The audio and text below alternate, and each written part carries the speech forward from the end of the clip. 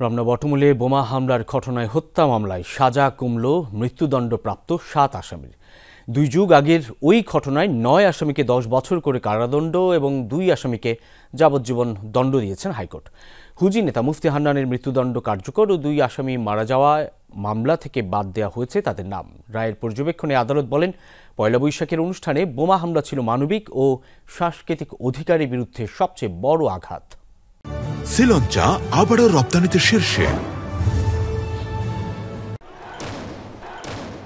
অসাম্প্রদায়িক বাংলাদেশের যে চেতনা তার মূলে আঘাত। 2001 সালে রাজধানীর রমনার বটমূলে ছায়ানটের বৈশাখ বরণের অনুষ্ঠানে ঘটে বোমা হামলার ঘটনা।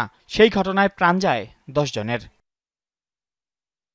হামলার দিনই নীলক্ষেত পুলিশ ফাঁড়ির সার্জেন্ট অমলচন্দ্র চন্দ রমনা থানায় হত্যা ও বিস্ফোরক আইনে 2টি মামলা করেন। 2 মামলায় নিষিদ্ধ জঙ্গি সংগঠন হরকাতুল জিহাদের শীর্ষ নেতা মুফতি আব্দুল হান্নান সহ 14 জনকে আসামি করা হয়। সেই ঘটনার প্রায় 13 বছর পর 2014 সালের 23 জুন ঘোষণা করা হয় হত্যা মামলার রায়। এতে প্রধান আসামি মুফতি হান্নান সহ 9 জনের মৃত্যুদণ্ড ও 6 জনকে যাবজ্জীবন কারাদণ্ড দেয়া হয়। কারাগারে থাকা আসামিরা পরে খালাস চেয়ে উচ্চ আদালতে আপিল করেন। অবশেষে বেশ কয়েকটি আদালত ঘুরে বিচারিক আদালতের রায়ের 1 যুগেরও বেশি সময় পর এলো আপিলের রায়। রমনা বটমূলে বোমা হামলার ঘটনায় হত্যা মামলায় 9 আসামিকে 10 বছর করে কারাদণ্ড এবং 2 আসামিকে যাবজ্জীবন দণ্ড দিয়েছেন হাইকোর্ট। পাশাপাশি জরিমানা করা হয় 50,000 টাকা করে। আপিল শুনানি শেষে মঙ্গলবার বিচারপতি মোস্তফা জামান ইসলাম ও বিচারপতি নাসরিন আক্তারের সমন্বয়ে গঠিত হাইকোর্ট বেঞ্চ এই রায় দেন।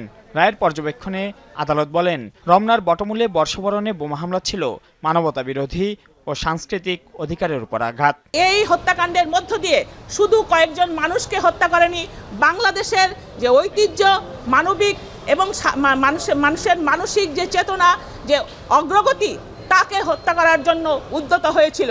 সেই কারণেই আমরা আগামী এই রায়ের বিরুদ্ধে উচ্চ আদালতে আপিল করব।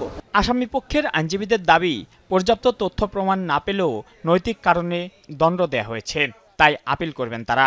যেহেতু ডেথ সেন্টেন্স যাদের ছিল তারা তো আর জামিন পাননি, আমরা রিট টু আপিল যদি পার্টি থেকে আমরা ইনস্ট্রাকশন পাই, আমরা রিট টু আপিল ফাইল করব। 2008 সাল থেকে প্রায় 16-17 বছর তারা ইতিমধ্যে কারাগারে আছেন।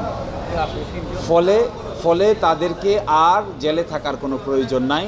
এই মামলার অন্যতম আসামি মাওলানা তাজউদ্দিন পলাতক আছেন। অন্য মামলায় ফাঁসি কার্যকর হয়েছে মুফতি হান্নানের, আর কারাগারে মারা গেছেন 2 জন। এছাড়া 10 আসামি কারাগারে আছেন। মাইনুল মারুফ, যমুনা নিউজ, ঢাকা।